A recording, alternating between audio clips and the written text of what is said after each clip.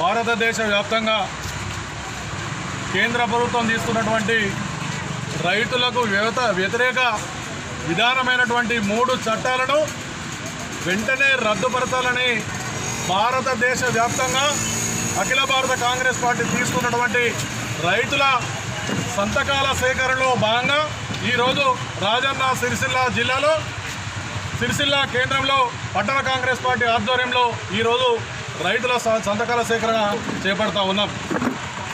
ముఖ్యంగా ప్రధానమైనటువంటి ఉద్దేశం ఏంటంటే రైతులు ఇదివరకు కాంగ్రెస్ ప్రభుత్వం ఉన్నప్పుడు వారికి ఉచిత విద్యుత్ కానీ అలాగే విత్తనాలు సబ్సిడీ మీద కానీ ఈ పండించినటువంటి పంట ఏదైతున్నదో దానికి మద్దతు ధర ఇచ్చినటువంటి ప్రభుత్వం ఏదైనా ఉందంటే అది కాంగ్రెస్ పార్టీ ప్రభుత్వం మాత్రమే.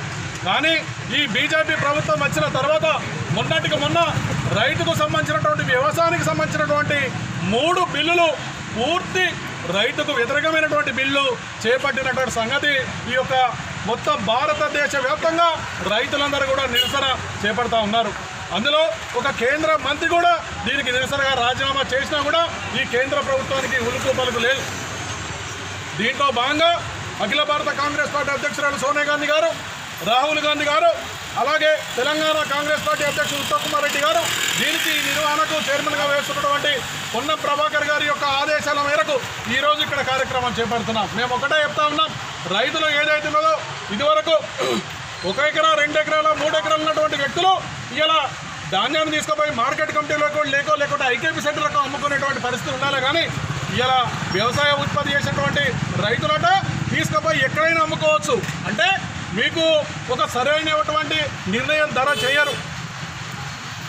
ఇది మొత్తం కార్పొరేట్ వ్యవస్థలకు బడా పెట్టుబడిదారీ వ్యవస్థలకు వ్యాపారాలకు అనుగుణంగా ఈ చట్టాలు తేవడం జరిగింది. అంటే వారు చెప్పిన పంటనే వేయాలి రైతులు, వారు చెప్పిన ధరకే రైతులు అమ్మాలి.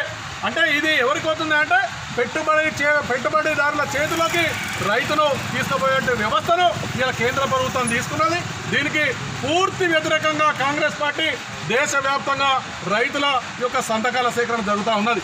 దీన్ని మేము గవర్నర్ గారు కానీ అలాగే ప్రెసిడెంట్ ఆఫ్ ఇండియా రాష్ట్రపతి గారికి 1,000,000 సంతకాల సేకరణ ఏదైతే తెలంగాణలో 1,000,000 రైతుల సంతకాల సేకరణ తీసుకొని మేము రాష్ట్రపతి గారికి మా యొక్క కాంగ్రెస్ పార్టీ పక్షాన ఈ యొక్క రైతు వ్యతిరేక విధానం వెంటనే మీరు రద్దు చేయాలనేటువంటి ఉద్దేశంతో ఈ కార్యక్రమం చేపట్టడం జరిగింది. అలాగే మేము అంటున్నాం, ఇవాళ తెలంగాణలో ఇవాళ కేసీఆర్ ముఖ్యమంత్రి గారు అందరినీ కూడా సన్న రకం వడ్లు వేయాలని చెప్పాడు. కానీ ఆయన మాత్రం ఫామ్ హౌస్లో దొడ్డు రకం వడ్లు వేసుకున్నాడు.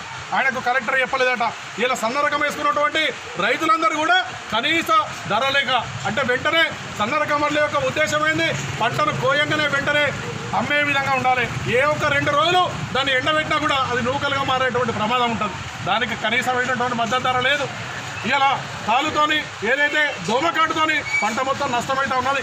నష్టపోతున్నటువంటి రైతులకందరికీ వెంటనే పరిహారం ఇవ్వాలని డిమాండ్ చేస్తూ ఉన్నాం.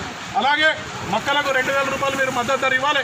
అలాగే సన్న రకమైనటువంటి వాటిలకు ఏ విధంగా కూడా వెంటనే మీరు రైతుల దగ్గర ధాన్యాన్ని కొనుగోలు చేసి 2,500 రూపాయలు మీరు మద్దతు ధర చెల్లించాలని కాంగ్రెస్ పార్టీ డిమాండ్ చేస్తూ ఉన్నది. ఈ విధంగా రైతు వ్యతిరేక విధానాలకు పోతే కాంగ్రెస్ పార్టీ చూస్తూ ఊదుకోనేటువంటి విషయాన్ని తెలియజేస్తూ మీరు వెంటనే రైతులకు ఏదైతే వ్యతిరేకమైనటువంటి చట్టాలు తీసుకొచ్చారో ఈ 3 చట్టాలను వెంటనే రద్దుపరచాలని కాంగ్రెస్ పార్టీ పక్షాన మేము డిమాండ్ చేస్తూ ఉన్నాం.